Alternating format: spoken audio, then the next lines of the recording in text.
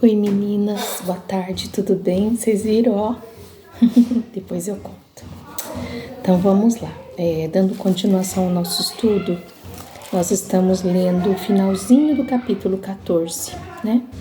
E nós vamos orar agora, tá bom? Querido Deus, obrigada, Senhor, porque o Senhor enviou o Teu Espírito Santo para nos ensinar. Quero te pedir que agora, ó Espírito Santo, continue nos ensinando a respeito da Tua Palavra, mas não somente nos ensinando, mas trazendo a revelação, aquilo que está guardado no Teu coração para nós. Obrigada, Senhor, por essas verdades, obrigada por esses entendimento que só o Teu Espírito pode trazer. E se houver algo, enquanto eu estiver fazendo a leitura, que o Teu coração tem para nós, eu abro meu coração para ouvir a Tua voz e direcionar-nos naquilo que o Senhor tem para nós, em nome de Jesus. Amém. Vamos lá? Eu até aproveitei para fazer agora, acabei de ouvir o estudo da Keila a respeito do capítulo 14. E eu vou continuar na leitura, né? Ela parou falando a respeito do povo quando ele distorce a palavra, quando eles querem homens, né, como líderes,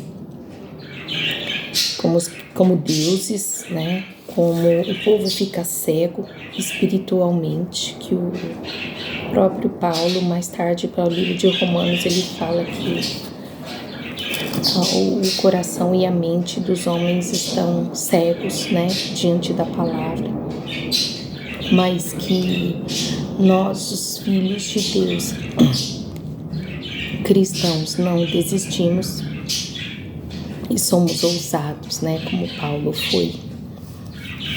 E continuando nessa mesmo entendimento, falou que Paulo, depois de ter sido apedrejado, se o povo supôs que ele estava morto, a situação devia estar muito complicada para Paulo. E ele se levanta, volta para a cidade e parte para outro lugar para poder pregar, né? E aí continua 14:21. E havendo pregado as boas novas, quer dizer, havendo ele falado a respeito do evangelho de Jesus,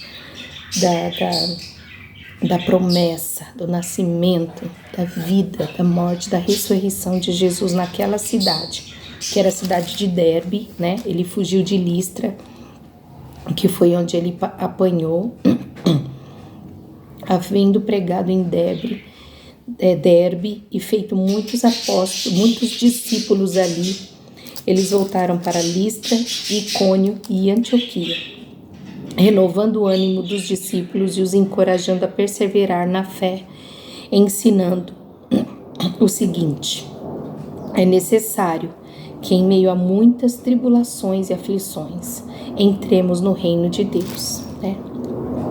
Olha que tremendo. Naquela época eles não tinham a Bíblia, né? O que eles tinham era o poder do Espírito que os guiava, os orientava e permanecia com o povo. Hoje, se a gente vê um missionário levando a palavra de alguma forma, ele deixa uma Bíblia, ele deixa a palavra de Deus. Lá não era assim, ele deixava a revelação e ia embora, né? Ainda mais os judeus ainda tinham o Alcorão, que era aquilo que falava do Deus dos antigos, mas o que era de Jesus não tinha nada escrito para eles. Então ele ia voltando nas cidades ao qual ele pregou, a qual ele falou, a qual teve conversões, a qual o pessoal devia estar assim meio perdido, sabe, com aquela pouca coisa que Paulo falou, e ele foi voltando nas mesmas cidades, tanto na que ele apanhou, quanto na outra que sacudiram os pés, né, para ele poder sair, que a Keila comentou, quanto a Antioquia, que foi aonde eles foram enviados, da onde partiu. E ali ele foi renovando o ânimo e encorajando. E ainda dizendo assim, ó, aconteceu isso comigo. É necessário que aconteça esse tipo de coisa para que a gente entre no reino de Deus. Eu acho que, diante daquilo que a gente viu, que acabou de acontecer com Paulo, por muito menos a gente desiste de Jesus, né? A gente desiste de Jesus por causa de um passeio. A gente desiste de pregar o evangelho porque a gente está ocupado demais ganhando dinheiro. A gente desiste de ir para a igreja porque nós estamos com sono. A gente desiste de pegar um ministério porque eu só estou acostumado com o outro. Eu estou falando coisas minhas, sabe? Da minha vida, né? E que eu precisei aprender, levantar, respirar, tomar vergonha na cara e ver, sabe, por quão pouco a gente desiste, né? E aqui ele tá dizendo pro pessoal, olha, eu acabei de levar uma surra e eu tô voltando a pregar e vim trazer ânimo para vocês, porque o reino é conquistado à força, né? E às vezes essa é a força necessária. Verso 23. Então, Paulo e Barnabé lhes constituíram presbíteros em cada igreja, e tendo orado e jejuado, eles os consagraram aos cuidados do Senhor em quem haviam crido. Então, a escolha das pessoas que iam agora se tornar responsáveis por essa turma que ele foi deixando nas cidades, não foi escolhida porque tinha habilidades, não foi escolhida porque já estava acostumado com cargo em outras igrejas, não foi escolhida porque tinha cursos de teologia, sabe? Foi escolhida depois de jejum e oração, do entendimento de que para a direção de departamento, de igreja, de ponto de pregação, de célula, é necessário um direcionamento específico do Espírito Santo, porque vai cuidar de vidas, né? E às vezes a pessoa está tão preocupada em trabalhar, tão preocupada em fazer, que ela esquece que o primordial é a orientação do Espírito Santo, um relacionamento com o Espírito Santo e coisas específicas que a gente vai ver aqui, né? Verso 24. Atravessando a Pisídia, chegaram a Panfilha, e tendo pregado a palavra em Perge, desceram para Átila. Dali, navegaram para Antioquia, onde tinham sido convocados sob a proteção da graça de Deus, a fim de desempenharem a missão que agora haviam concluído. Bom, eu vou no capítulo 13, versos 1 e 2, para a gente ver a respeito desse versículo que diz assim: na igreja em Antioquia havia profetas e mestres: Barnabé, Simeão, conhecido por seu segundo nome, Níger, Lúcio de Cirene, Manaém, que era irmão de criação de Herodes, o governador, e Saulo. Enquanto serviam, adoravam e jejuavam ao Senhor, o Espírito Santo lhes ordenou: separai-me agora, Barnabé e Saulo, para a missão a qual eu os tenho chamado. Então, assim, diante de servir ao Senhor, adoração e jejum, eles ouviram o direcionamento do Espírito para algo específico. Então, quando Deus quer nos colocar em algo específico, ou colocar alguém em uma forma específica, a escolha não pode ser aleatória. A escolha não pode ser de qualquer jeito, precisa ter jejum e oração. E até mesmo para você aceitar o convite. Eu vou tomar isso para mim, né? Para aceitar o convite de algo específico de Deus. O jejum e oração, né? Porque é muita responsabilidade. Se eles não tivessem ouvido o Espírito Santo falando que eles tinham que ir nessa missão, que essa missão era justamente essas cidades, né? No verso 13 e 14, ó, eles saíram em missão, tá? No próprio capítulo 13. No verso 13 e 14 diz assim: que eles foram para Pafos, depois para Perge, depois para Panfilha, depois a Antioquia da Pisídia, e eles foram cumprindo a missão a partir do capítulo 13 até esse finalzinho do 14, Eles foram na missão que o Espírito Santo disse: vai e faz essa missão, porque eu chamei para algo específico. Quando Deus te chama, Ele se responsabiliza. Quando Deus nos chama, Ele nos respalda, Ele nos dá força. Quantas e quantas vezes nós queremos fazer as coisas por nós mesmos, porque a gente está com vontade, porque sei lá, porque eu tô acostumada, né? Eu lembro que quando foram me colocar no evangelismo, eu achei o fim do mundo, porque eu só era do louvor e não era evangelista, né? Quando foram me chamar para fazer intercessão, eu não era da intercessão, eu era do louvor. Então eu fui vendo que Deus foi colocando coisas específicas na minha vida, porque houveram pessoas que estavam em jejum e oração e me chamavam. Em contrapartida, eu do outro lado pedindo para Deus me direcionar, né? E quantas vezes a gente fica recusando coisas porque a gente acha que não fomos chamados, não nasci para isso, né? E a gente acha até mesmo que não somos capazes de fazer. Então, nesse momento, a gente vê, sabe, que se o Senhor nos chamou, Ele nos respalda.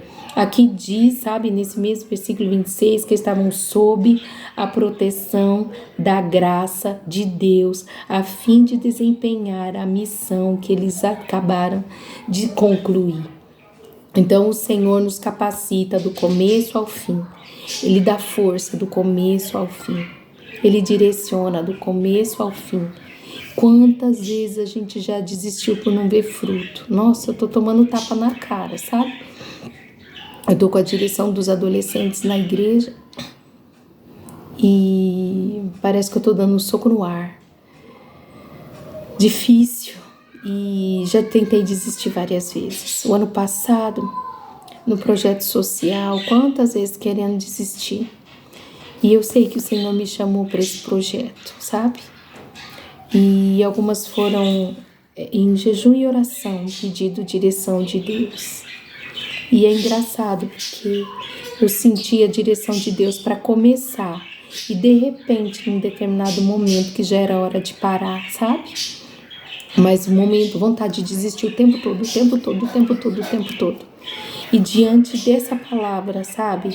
Que o Senhor nos coloca debaixo da proteção da graça dele quando ele nos chama para uma determinada missão. Que possa ficar no nosso coração mais forte que tudo. O Espírito Santo nos capacita. O Espírito Santo te capacita. O Espírito Santo me capacita para aquilo que Ele chamou. Talvez esse ano você ainda não saiba para que você foi chamado. Talvez esse ano você está forçando uma situação que Deus não chamou. Talvez esse ano você quer fazer algo, né, para Deus, mas é tempo de ficar quieto, né? Talvez nós precisamos estar sensíveis ao direcionamento de Deus, porque nesse tempo, aqui está falando que tinha 7 homens entre profetas e mestres, mas Deus chamou 2. Quantas vezes a gente tem ciúme, sabe? Porque chama Maria e José e não me chama. Porque chama Joaquim e João e não me chama. A sua missão é outra. A minha missão é outra. Se a gente ficar ligado na missão e no chamado, Deus vai nos dar graça no respaldo daquilo que Ele nos chamou. Agora, eu não posso entrar na missão do outro. Ou ficar bravo porque o pastor não me chamou para missão naquilo que eu sei fazer. Eu tô sendo desafiada, gente, com os adolescentes. Parece que eu sei fazer, mas eu não sei fazer nada. Eu sei ser mãe de um e misericórdia, eu tô aprendendo pra caramba. Mas direcionar o filho dos outros, sabe? Então, assim, se coloque debaixo da proteção da graça de Deus na missão que Ele te chamou. Não exerça a missão de outro. E se você está no lugar errado, tenha a sensibilidade e a ousadia de parar, sabe? O dizer não também precisa de muita força e ousadia e direção de Deus. Porque senão você vai ficar insistindo em algo que Deus não mandou você, né? Então, que em nome de Jesus nós possamos parar aquilo que Deus não chamou e continuar na missão a qual nós fomos chamados, para encerrar o 27 e 28. Assim que chegaram ali, reuniram a igreja. Então, lembrando, né? Eles vieram nas cidades, fortalecendo o povo que havia ouvido a palavra. Eles concluíram a missão em Antioquia. E assim que eles chegaram ali em Antioquia, que é diante daquele pessoal, no capítulo 13, 1 e 2, que o Espírito Santo os mandou, eles trouxeram o relatório.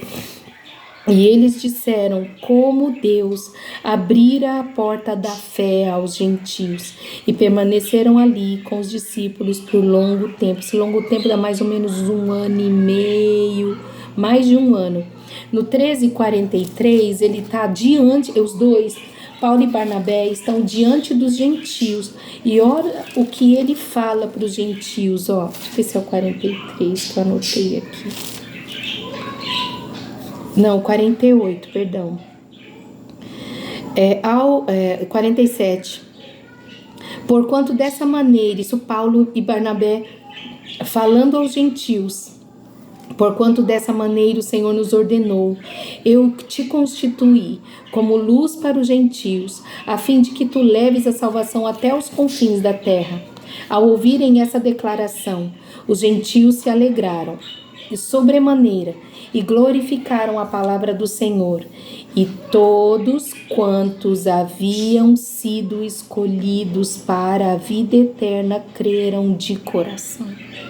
Gente, essa palavra me chamou atenção, porque ouvindo a Keila falando no versículo, no capítulo dela, ela falou assim que todos estavam, os judeus estavam na sinagoga, todo mundo estava ouvindo, todo mundo estava ali, sabe? E uns creram, outros não, uns rebelaram, outros não, né? E aqui está dizendo que há aqueles que são escolhidos para a vida eterna, né? É algo que nós precisamos colocar diante de Deus, porque nós não sabemos qual palavra que o Senhor vai colocar na nossa boca que vai tocar a pessoa, então nós não podemos nos calar. E também nós não sabemos quais são aqueles que são escolhidos para a vida eterna, então nós não podemos nos calar. Diante desse povo todo, ele foi açoitado, mas muitos creram. Ele foi escorraçado, mas muitos creram. Eles estavam na mesma sinagoga, mas muitos creram. Muitos foram persuadidos, mas muitos creram. A palavra diz que o evangelho vai ser pregado a todos, mas nem todos vão se render a ele. Mas não há em nós a sensibilidade ou a autonomia de saber quem é que vai ser salvo ou não, quem foi chamado para a vida eterna. Mas o nosso papel é pregar a toda criatura. Que nós não nos neguemos a entrar em jejum e oração por alguém. Que nós não nos neguemos, isso é para mim, sabe? E que seja para vocês, nós não neguemos de pregar o evangelho. Que nós não neguemos de realizar a missão para a qual nós fomos chamados, não missão dos outros, em nome de Jesus. Amém? Vamos orar? Querido Deus, que essa palavra se torne real em nossos corações, que nós não entremos na missão dos outros, que nós assumamos a missão ao qual nós somos chamados, porque quando nós estamos alinhados ao teu coração, alinhados ao teu plano, alinhados ao teu propósito, a tua palavra, a tua graça nos protege. Por isso, Deus, nos alinhe, nos leve, Senhor Jesus, a todas as nações da terra. Nos leve, Senhor Jesus, aos 4 cantos da cidade onde nós moramos. Nos leve, Senhor Jesus, a nossa casa, a nosso bairro, nossa cidade, nosso país, Senhor. Nos leve em missão para a qual nós fomos chamados. E se a nossa missão for apenas nosso marido e filho ou filhos, que isso seja tão pleno de graça em nós, que a gente pare de ficar desejando a missão dos outros. Que nós possamos cumprir o plano, Senhor, e não ficar tentando adivinhar ou achar esse merece salvação, ou esse eu prego, esse eu não prego. Que nós possamos pregar a todos, sem distinção, porque o Senhor conhece o coração de cada um, o tempo de cada um, a história de cada um. E o Senhor conhece, ó Deus, aqueles que foram chamados para a vida eterna. Em nome de Jesus, nos dê, Senhor, maturidade, para não ficarmos fazendo dessa palavra, Senhor, uma guerra teológica, mas que nós possamos buscar no Espírito, no Espírito Santo de Deus, a revelação sobre muitos são chamados e poucos escolhidos. Senhor, essa questão, Senhor, não é para discussão, mas é para crer na palavra, que nós não devemos nos calar de pregar o Evangelho. Não importa o que eu penso, não importa o que a teologia diz, não importa o que a minha igreja diz, eu preciso pregar o Evangelho a toda criatura, porque isso não compete a mim, mas compete ao Senhor, a Jesus e ao Espírito Santo. Em nome de Jesus. Amém. Amém, meninas. Deus abençoe.